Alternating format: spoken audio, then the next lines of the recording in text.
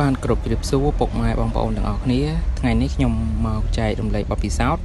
តាក់ទងនៅក្នុងការដាំដុះប្រភេទដំណាំននោងដែលជាប្រភេទដំណាំទ្រើងដែលយើងហៅថាននោងអញ្ចឹង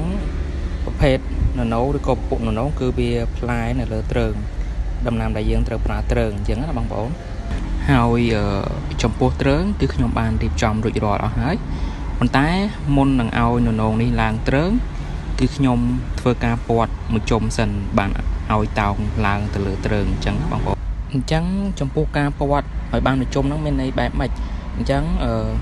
ការពាត់មួយជុំហ្នឹងមានន័យថាមុននឹងឲ្យឡើងទ្រើងគឺខ្ញុំធ្វើការកប់ដីកន្លែងខ្នែងនៅខាងក្រោមស្លឹកបន្តិចហ៎បងប្អូនបន្ទាប់ពីឬក៏បន្ទាប់ពីក្របដែលវាដុះមកអញ្ចឹងយើងធ្វើការកប់កន្លែងខ្នែងបន្តិចហ្នឹងដើម្បីឲ្យវាដុះឬមកវាធ្វើ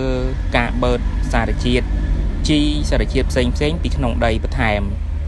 ព្រោះបើសិនជាកាលណាវាមានឬក៏ប្រព័ន្ធឬតែមួយ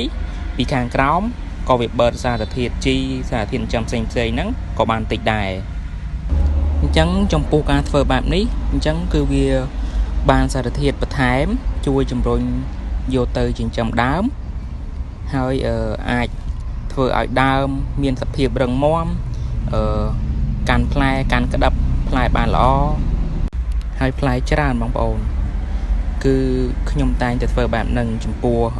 ននោងហើយនឹងតឡាចតាមការអនុវត្តជាក់ស្ដែងបេតណាំទ្រើងពីរមុខហ្នឹងគឺខ្ញុំបានអនុវត្តរួចរាល់គឺ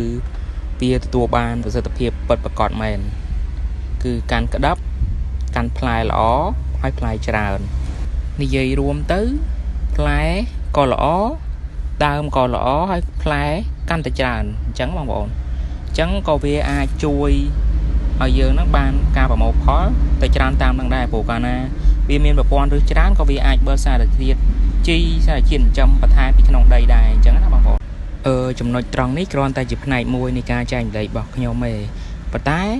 យើងត្រូវដាក់ជីរៀងរាល់កន្លះខែម្ដងក៏យើងត្រូវដាក់ជីបន្ថែមដែរតាក់ទងនឹងជីធម្មជាតិជីកប៉ុសធម្មជាតិអញ្ចឹងណាហើយបើសិនជាបងប្អូនខ្លះគាត់អាចនឹងប្រើជីគីមីប៉ុន្តែ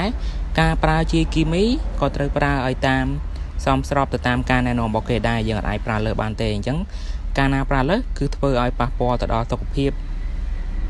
ទៅដល់អ្នកបរិភោគអញ្ចឹងណាបងប្អូនបន្ទាប់ពីយើងពាត់វាបានមួយជុំហើយចាំយើងដាក់ខ្សែឲ្យឡើងទ្រើងអញ្ចឹងវីដេអូរបស់ខ្ញុំមានតែប៉ុណ្្នឹងទេបងប្អូនអញ្ចឹងសូមអរគុណសូមជម្រាបលាអរគុណ